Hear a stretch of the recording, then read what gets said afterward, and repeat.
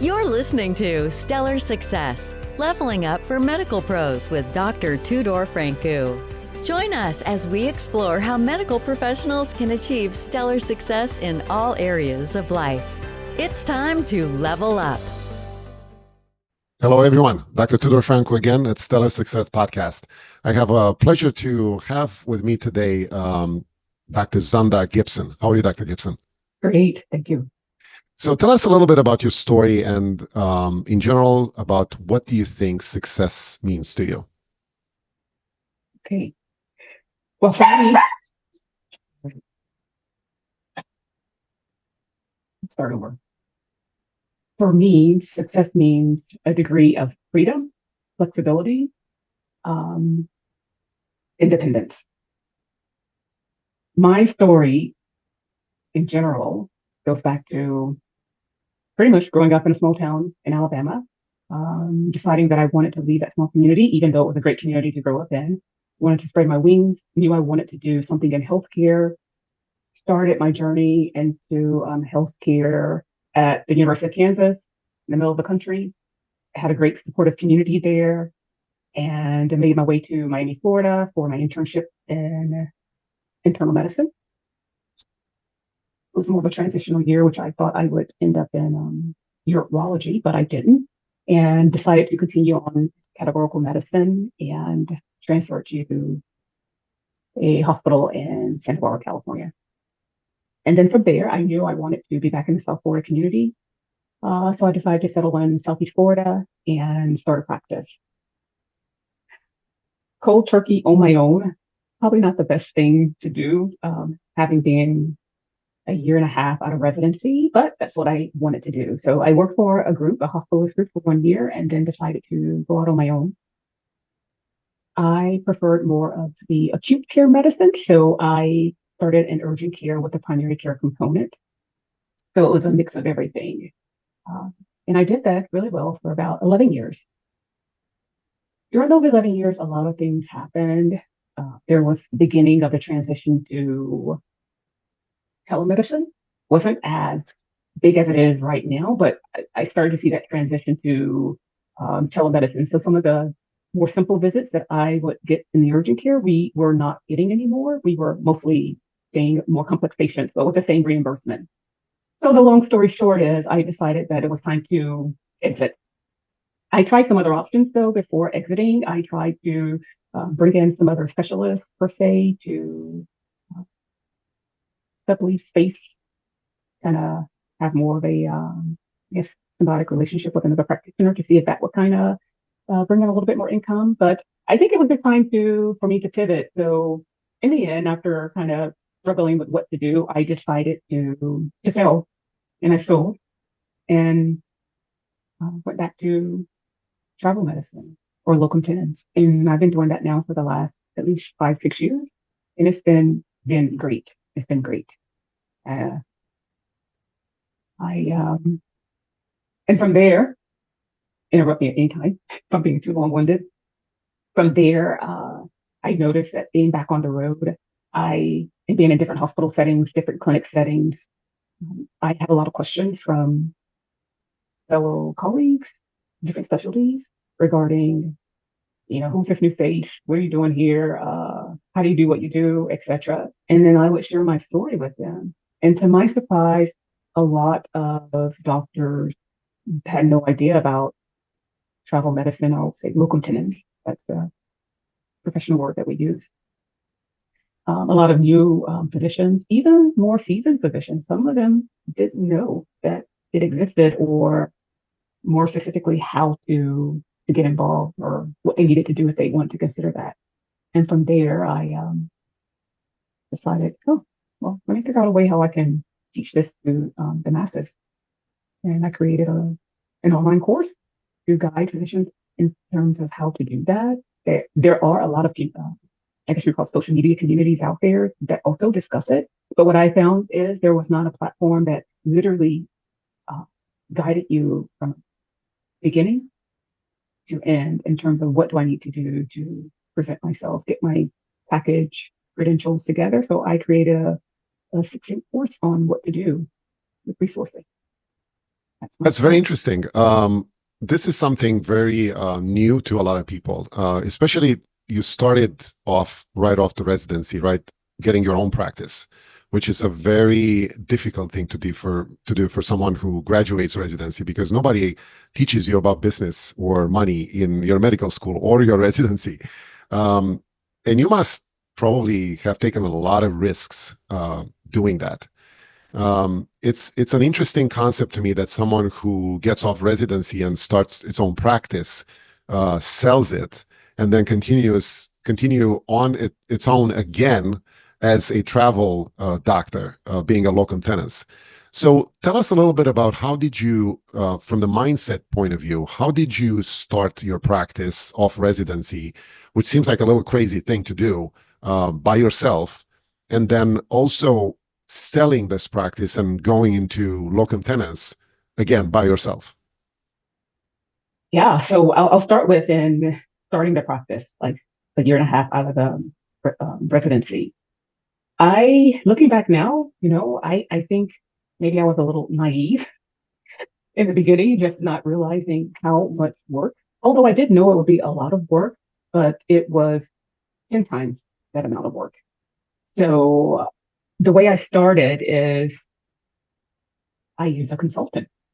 I kind of decided what type of practice I wanted. I didn't want it to be strictly primary care just because of all the issues that we run into with just strictly primary care practices back then.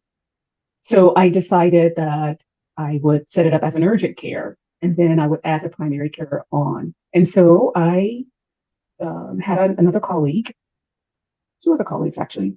So the three of us were going to do it together, but two of the other guys pulled out, and it was me left. And I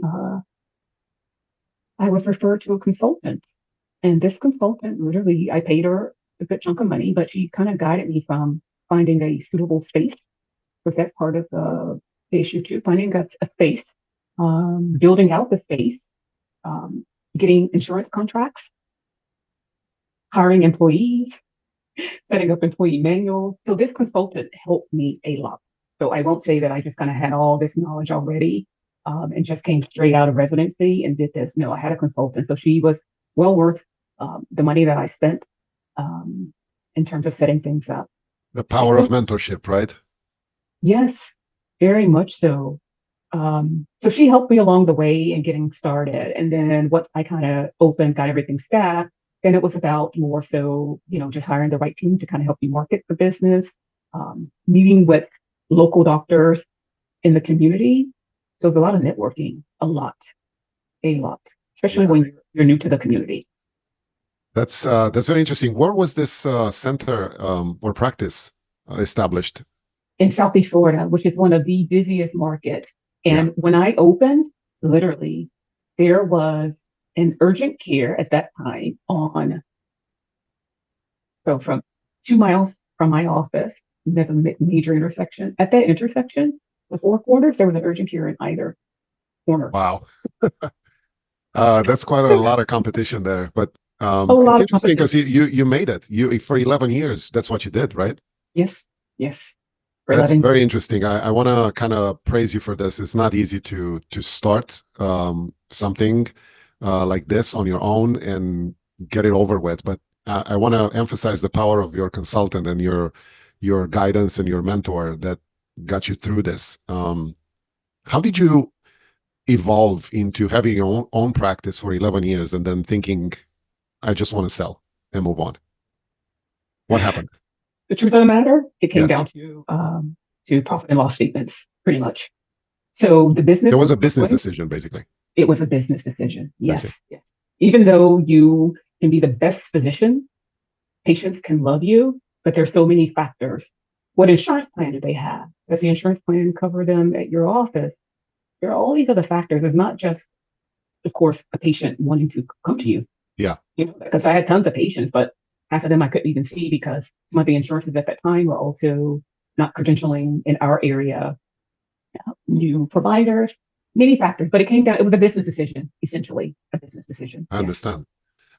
So tell us a little bit about the process of selling your practice. How did that go? What was your expectation? What did you end up doing? Yeah. Oh boy. it was painful, even though I had to make the choice. And I want to share this. I struggled for a couple of years knowing that I needed to make that decision, but um, I had very loyal employees, and I kept coming up with ways. Okay, let's try this in my head, like ways to keep it going. But I struggled, and eventually, it was this kind of pull. It was this nudge that kept saying, you need to do this. Just make the decision and do it. So I made the announcement one day to my employees that um, this is what I plan to do, and a weight was lifted off my shoulder. Huge weight lifted off my shoulder. And from that point on, I was able to move forward. And so the employees agreed to stay on board until I sold. And I tried many things. So I tried me and myself and a group of other physicians in the area. We were trying to kind of start our own multi-specialty group. So we kind of vetted a few buyers for our practices, individual practices. And then we decided, okay, then we'll just kind of go as this multi-specialty entity. Every deal fell through. Deal after deal after deal fell through. Nothing was going as planned. And so eventually I will tell you the truth. The person that came, the entity that came around that had everything and was able to transition into it was actually a pain management clinic, believe it or not. Even though the office was set up for, there was an x-ray machine there, with a full urgent care procedure room, etc. But we could not find a buyer. I couldn't find a buyer that was going to allow me to exit and then take that and move on to another group, that multi-specialty group that I wanted to move to. So it ended up being a pain management physician who came, who was doing well and wanted another location. And I made some compromises with the landlord because I did not own the actual unit, although I built it out and put all the equipment there. So I deinstalled my x-ray equipment. I did take that because that was a really big investment. I sold some of the equipment to the new owner, like in terms of like the exam room equipment, etc. Mhm.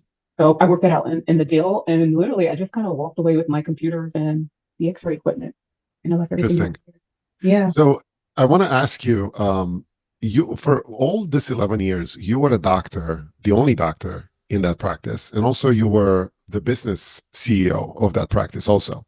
Did you have any help in running the business, or did you do it both? In the beginning, I had no help.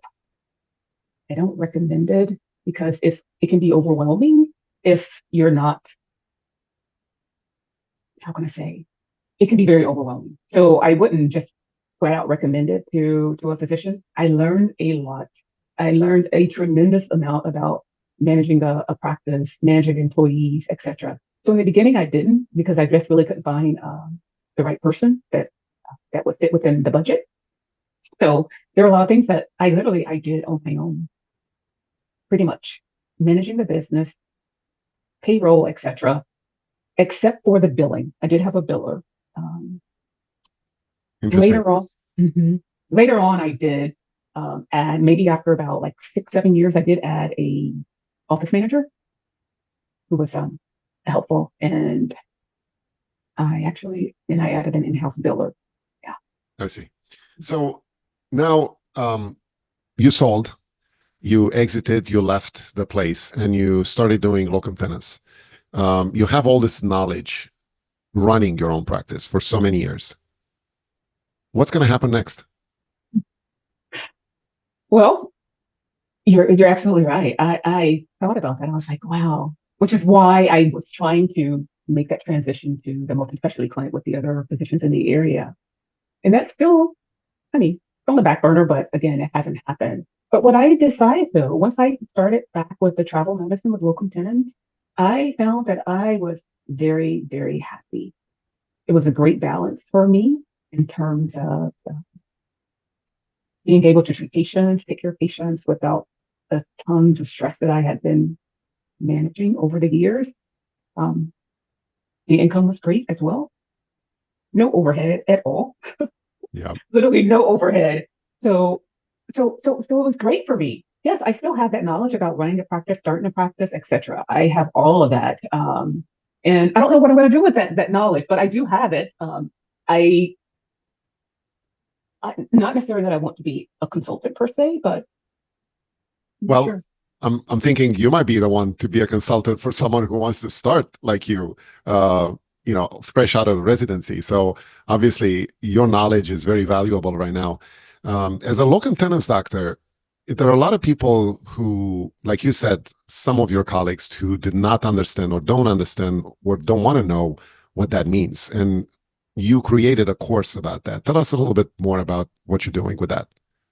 Yeah. So what I decided to do, as I alluded to earlier, was take all of that knowledge that I had from previously working as a locum tenens and then being on the road again, having so many questions. I decided I'm just going to break this down into if someone was fresh out of residency, what they need to do. If someone was like me, mid-career, wanted to make a change or pivot, what could they do? Or if they were even late career thinking about retiring but didn't quite want to retire, what could they do? So that course I designed literally walks you through the entire process from the initial conception in terms of like, I'm thinking about doing this. What do I need to research? What are the things that I need to get together or have together from the past? You know, my CD, my certificates of insurance, my board certifications, all these documents that I need to have. I walk the physician through gathering all those documents, putting them in a format, and how to make contact with the local tenants company. How do you reach out? What do I put? Where do I post my CD? Who do I talk to? All of these things, all these questions that are asked, I review that, and then once you've actually um, received an offer, I walk through how to make sure the offer is good. You know, how do you know that the pay that they're offering, is this pay fair? Is this the going rate? So how do you check that? What kind of malpractice are they offering you? What do I do when how can I prepare my home when I'm away? Like, what do you do with your house? Like people ask me all the time, well, what do you do when you're away? What do you do with your house? Do you Airbnb it? Do you blah blah blah? So there's tons of options for that. What if I have children and a Yeah. family? When I leave home, how do I make arrangements for my family? There are lots of options for that as well. So I Yeah, address all those in a issues. way, you basically it's a very like a mini example of running your own business because your knowledge now can be put to work for someone who wants to do locum tenens and teach them all this aspects of it Yes, because you have to run your own business as a locum tenens. That's basically what it is. You have your own income, you have make your own schedule, you pay your own taxes, you pay your own insurance, and so on and so forth. And like you said, you can basically, learn being a businessman by doing locum tenens. I certainly, in my career, I went through a phase like that, and I certainly believe that some people would be very happy of just doing that. It's an easy lifestyle. It's an example of how you can run your own schedule without depending on anybody else. Um, or having partners or anything like that. So it's just it's you focus on patient care and that's about it. yeah, yes, I agree. And to your point, all those little points that you brought up about you are the business manager because you yourself are now this practice. I address those issues in the course as well because you have to Yeah, start all those things you have to set up. And so right. sometimes when you're fresh out of residency, you have no clue what to do or what Yes. it means. Yeah. So I want to dive a little bit into your routines and your habits. Being a locum tenens and having your own schedule done means that you need to be very careful of how you plan your day and your calendar. So is there anything specific you do every day in terms of habits or routines that help you achieve the schedule you want to achieve? Yes. You mean like just my personal daily habits? Yes. Yes. So let me preface this by saying that uh, I'm a meditator, number one. So I start my day every morning with, even to go into the details, I have some coffee and I actually start with I spend about maybe an hour, hour and a half every morning sitting in quietness, doing a little bit of reading. Once I'm done with my reading, and when I say reading, it's more like your personal readings, you know, if it's a book that I'm reading. It's my daily spiritual practice readings. And then from there, I enter into a good 45 to 1 hour meditation every day. Mhm. After that, my mind is clear. I can make better decisions. And so from there, I tend to kind of start my day, my morning routine. If I am traveling, so if I am on a locums assignment, of course, that's different. Then, of course, uh, my morning routine will be a little bit shorter in terms of my daily readings and meditation. I make them a little bit shorter, and then I start my work day. If I'm between assignments, I'm home. What I said before is what I do. And then I'm usually either vetting a new assignment, or if I don't have anything scheduled already, I will kind of make contact or speak with my locums representative about any upcoming assignments if nothing's scheduled. And I actually just work on the things that I want to work on uh, when I'm not working, which is great. So, not to sound confusing, if I'm not on assignment, I'm home. I'm literally working on all the things that I want to work on in terms of my side businesses, etc. So after my morning routine, then I go into just doing a little bit of work on whatever I'm working on. If that's working on the course, making some updates. If that's having conversations with other physicians about, ways that Yeah. I can be of service, etc. And then Um, I I certainly believe networking is a big part of your calendar, I would believe, because that's how you find work, that's how you connect with locum tenens agencies, right? With other doctors. Do you do any specific conferences or go to specific events to do that? actually, you're right, it is networking. So I guess my networking is more so local. I don't have a specific conference that I attend in terms of like locum tenens conferences, but there are some conferences that I attend just based on my specialty, Hmm. internal medicine. So, but what I've learned though with locum tenens is that yes, it's networking, and it's about when you're on assignment at the facility that you are, talking with those other doctors that are there. Because usually some of them are also locums, and they will kind of tell you who's looking, who's uh, will need some help. Your locum tenens representative of the company that you're working with is a tremendous asset. Hmm. So typically for me, I get repeat assignments just from the same company, because they'll call me and say, hey, there's a assignment here. I think you may like it, etc. So I'm always checking in with them just to stay ahead. Yeah. Uh, that's my extent of networking. So when I'm on assignment, and then the locum tenens representative that I'm working with. So I usually work with, at any given time, I'm probably working with two or three from different companies, like one representative from each company. So about two or three reps that will kind of keep me in the loop and busy. I see. Very nice.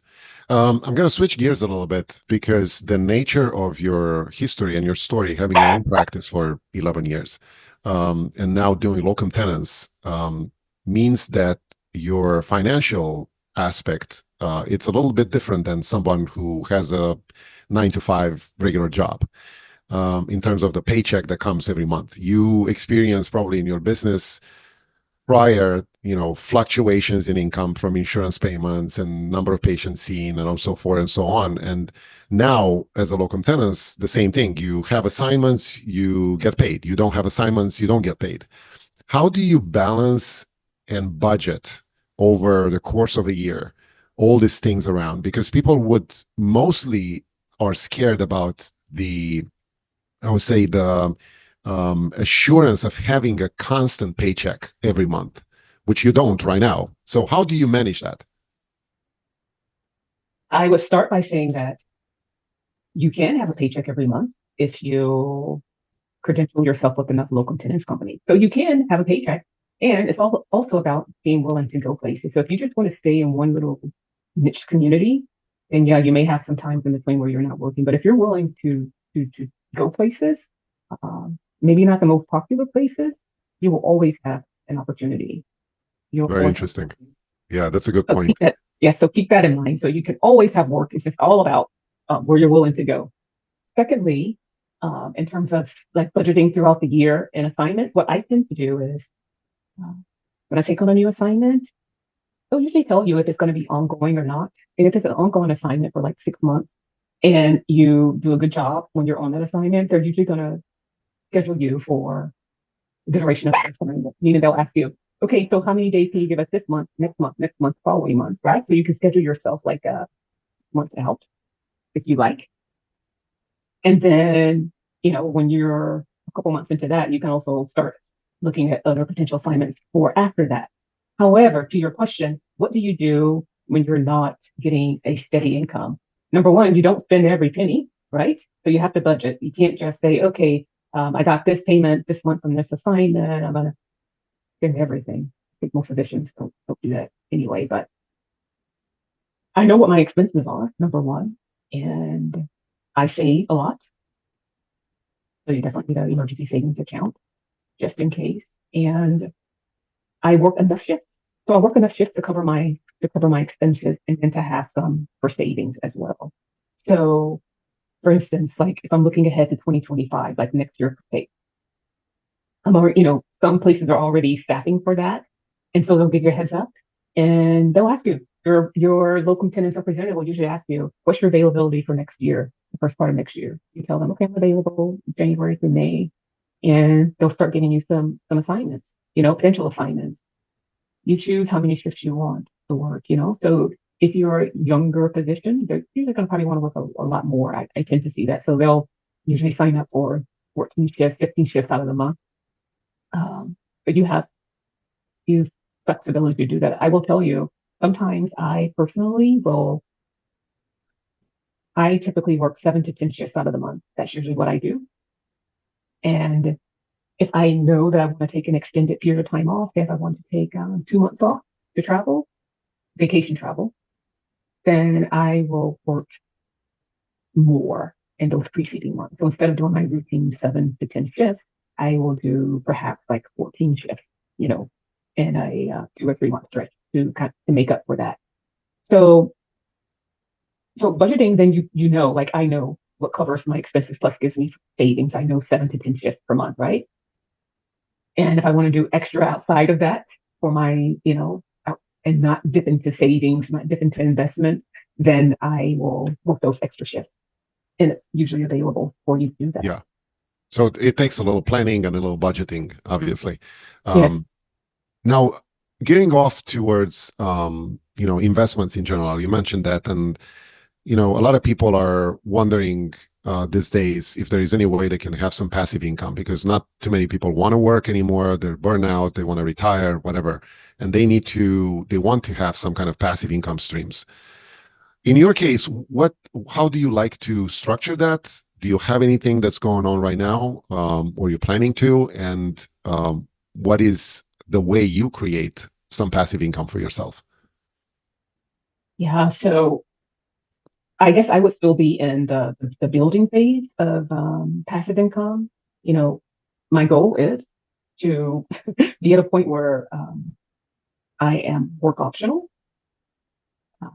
I'm still retired, but work optional. But I'm still in the building phase. So what I do, you have to have or make some time to gain a little bit of financial literacy. You can't just rely on a financial advisor.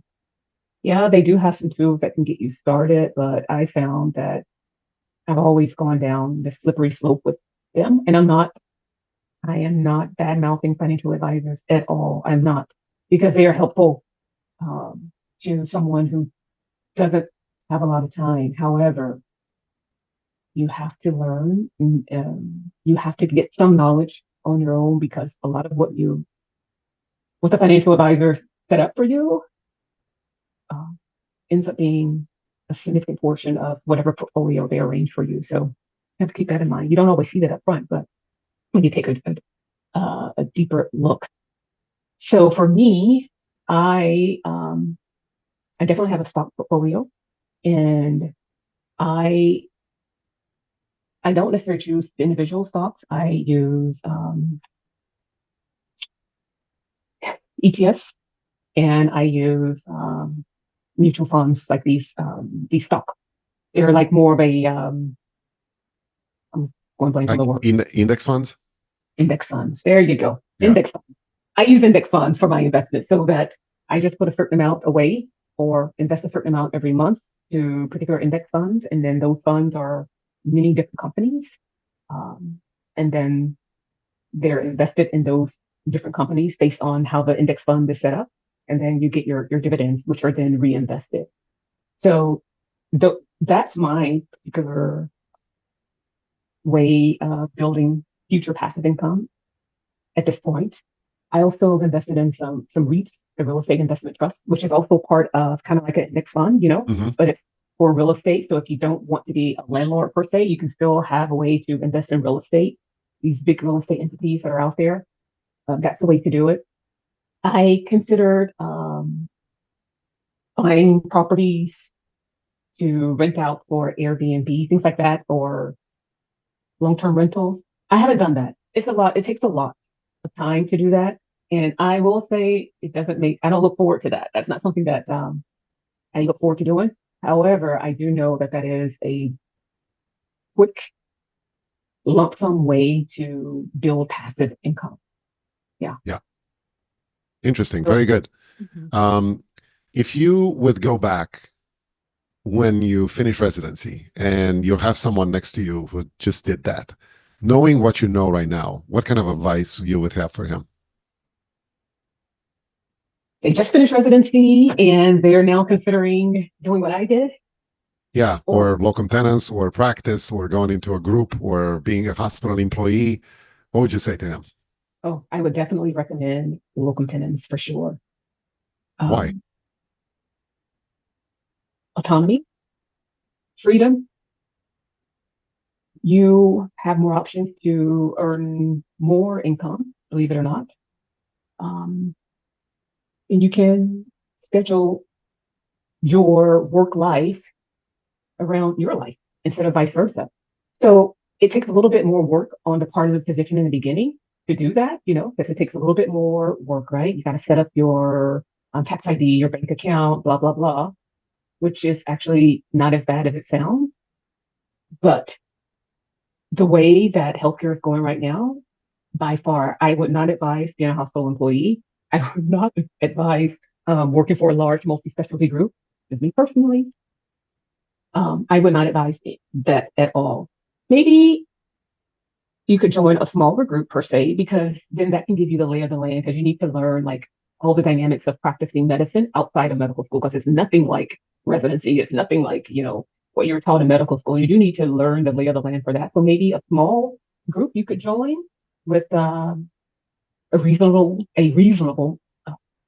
non-compete clause, so don't join a group where they're going to block you out of the entire state, although it should be unlawful, but with a reasonable non-compete clause that, or locum tenens. But I would definitely, if someone was sitting across from me at this moment, I would definitely say locum tenens. And it's not just because I'm doing it now, it's because I did it in the past. I went private route, solo practitioner, and then now I'm back to it. And being back to it, I'm probably at the best, it's been the best for my career. There are a lot of unhappy doctors, a lot.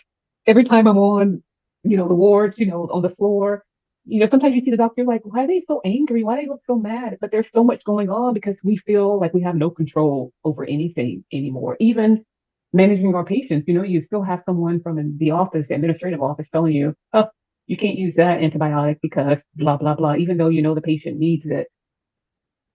And that's why physicians are so angry and unhappy, because they feel they have no control.